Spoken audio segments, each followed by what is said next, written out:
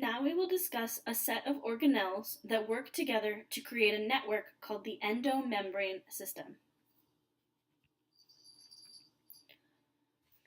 Let's think about the word endomembrane.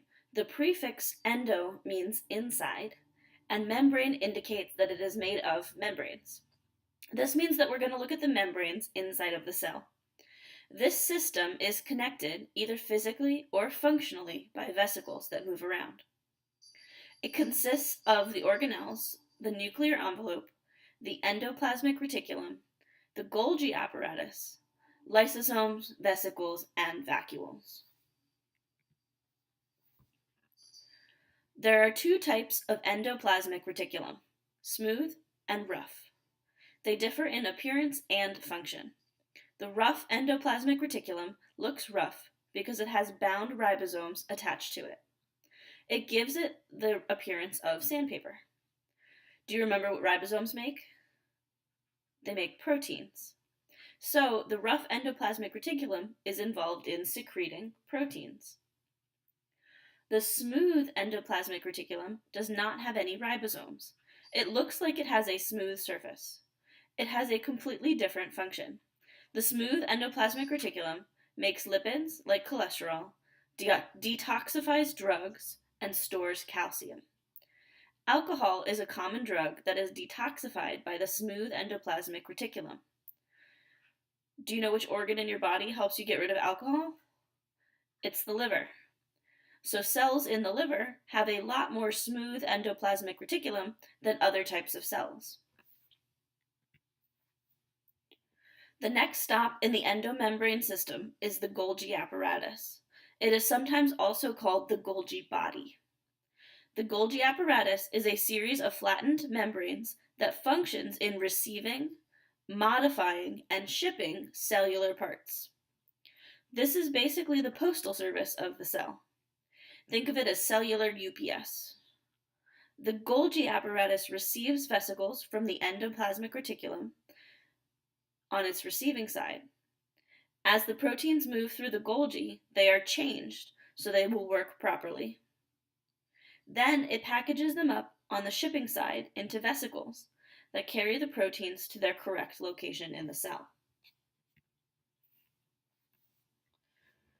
If the Golgi apparatus is the mailman, then the lysosome is the stomach. It digests things for the cell. Let's break down the word.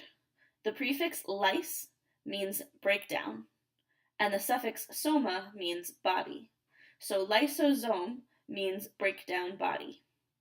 Sometimes it digests food, pathogens, and other times it breaks down old or damaged organelles.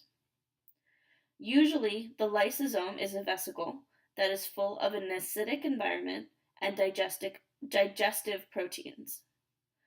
This then fuses with another vesicle carrying something that needs to be digested. Sometimes it's food, sometimes it's damaged organelles. The lysosome releases the enzymes, and they break down the cell parts into their monomers. These monomers can be excreted as waste or reused to build new things. The term vesicle means any small, temporary, membranous sac. These are often used as a vehicle for transporting things around the cell. Vacuoles are also membranous sacs, but they tend to be larger than vesicles. Vacuoles are also used for storage, sometimes water, wastes, or food. Animal cells usually have a few very small vacuoles. Plant cells have one large central vacuole for storing water and sometimes wastes. The water in the plant cell vacuole creates pressure that presses out on the cell wall. Plant cells don't burst because they have a sturdy cell wall. This pressure is what makes greens crisp and crunchy. Think about lettuce if you leave it in the fridge for a week. It will be wilted and not crisp anymore. This is because the vacuoles have lost their water and are no longer putting pressure on the cell wall.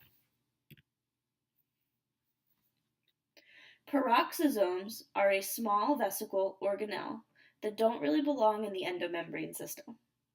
They resemble lysosomes, but they work to break down fats, detoxify, and to turn hydrogen peroxide into water. They are still a mystery. We don't really know much about how they work with other organelles.